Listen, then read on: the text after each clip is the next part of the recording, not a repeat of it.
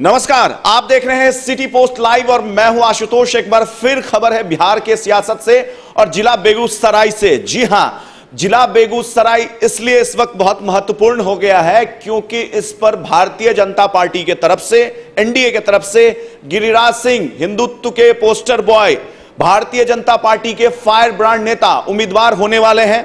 और खबर है कि महागठबंधन के तरफ से गिरिराज सिंह के अगेंस्ट में कन्हैया कुमार उम्मीदवार हो सकते हैं अगर महागठबंधन और वामपंथी दलों के बीच बात बन गई तो। लेकिन भारतीय जनता पार्टी और बिहार प्रदेश बीजेपी की राजनीति में एक दिलचस्प मोड़ आ गया है।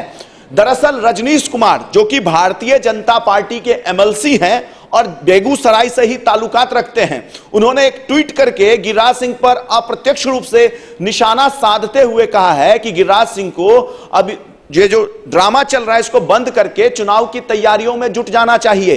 गिरिराज सिंह अब चुनाव पे ध्यान दे, ऐसा उन्होंने ट्वीट करके कहा है रजनीश कुमार। अब रजनीश कुमार के इस ट्वीट को गंभीरता से क्यों लिया जा रहा है? देखिए, रजनीश कुमार बेगूसराय सीट से दावेदार माने जा रहे थे बतौर प्रत्याशी भारतीय जनता पार्टी की तरफ से।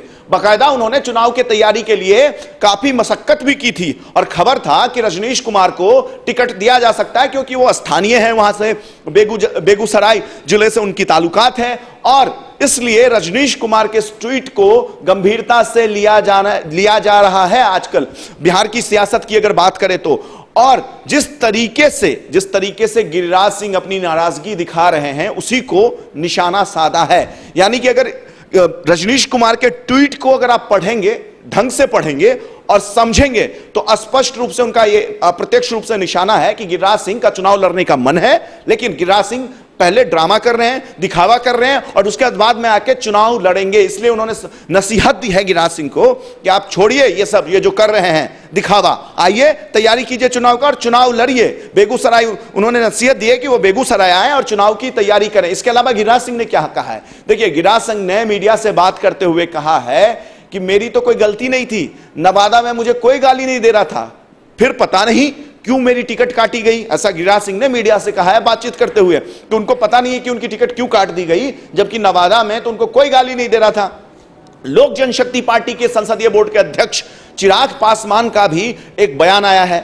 चिराग पासवान ने कहा है कि लोक जनशक्ति पार्टी की वजह से गिरिराज सिंह का टिकट नहीं कटा है, बल्कि यह तो आला कमान ने तय किया है। मतलब भारतीय जनता पार्टी के आला कमान, लोक जनशक्ति पार्टी के आला कमान और जनता दल यूनाइटेड के आला कमान, इन्होंने तय किया है कि गिरिराज सिंह को बेगूसराय शिफ्ट किया जाए। लोक जनशक्ति पार्टी की का इसमें कोई हाथ नहीं है। यानी कि गिरिराज सिंह ने भी पल्ला झाड़ा है कि उनकी वजह से, माफी चाहता हूं, चिराग पासवान ने पल्ला झाड़ा है कि इस लोक जनशक्ति पार्टी की वजह से गिरिराज सिंह का टिकट नहीं कटा है, बल्कि ये तो भारतीय जनता पार्टी का डिसीजन था, इसकी वजह से उनका टिकट कटा है। अब रजनीश कुमार ने भी निशाना साधा है, गिरिराज सिंह भी बयान दे रहे हैं। अब यह देखना दिलचस्प होगा कि गिरिराज सिंह कब जाकर के बेगूसराय से अपना चुनाव प्रचार का अभियान शुरू करते हैं, अपना चुनाव प्रचार शुरू करते हैं। यह देखना दिलचस्प होगा। फिलहाल जो भारतीय जनता पार्टी है या एनडीए, विशेष तौर पे बिहार की बात करें तो किसी पार्टी ने अब तक प्रत्याशियों के नाम की घोषणा नहीं की है। गोवा के पूर्व मुख्यमंत्री मनोहर पर्रिकर का निधन हो चुका है। संभवतः 1 या 2 दिन के बाद अब घोषणा होगा या होली के अगले दिन हो सकता है, क्योंकि मनोहर पर्रिकर का देहांत हो गया है, वो स्वर्गवास हो गए हैं, जिसकी वजह से घोषणाएं जो है वो टाली जा सकती है, ऐसी खबर है। अब बाकी और भी कोई जैसे लेटेस्ट अपडेट आएगा हम सबसे पहले आप तक पहुंचाएंगे। तब तक के लिए आप देखते रहिए, पढ़ते रहिए सिटी पोस्ट लाइव। और अगर आपने हमारे चैनल को सब्सक्राइब नहीं किया है तो हमारे चैनल को सब्सक्राइब अवश्य करें। नमस्कार।